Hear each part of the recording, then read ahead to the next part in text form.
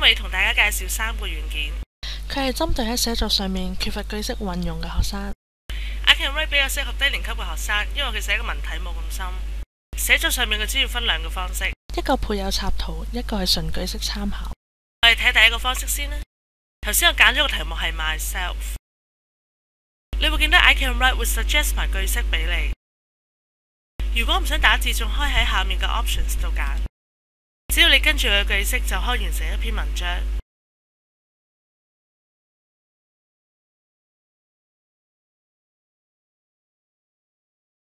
完成咗之後，你仲可以再改噶。你仲可以 print 出嚟或者 copy 去第二度。我哋而家嚟睇下第2個寫作方式咧。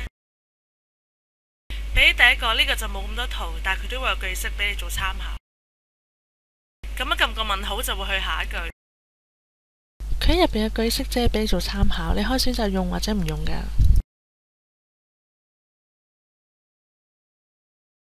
喺左邊你會見到一個 word list， 你可以揾到啲比較常用嘅字。Frameworks 同 I Can Write 差唔多，只係佢嘅文體比較深，適合高年班啲嘅學生。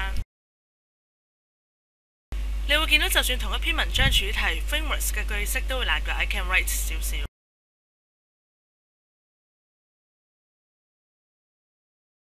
我哋睇一啲喺 Frameworks 入邊難啲嘅文體啊，例如寫篇科學實驗報告，你會見到佢句式咧相對地係比較複雜。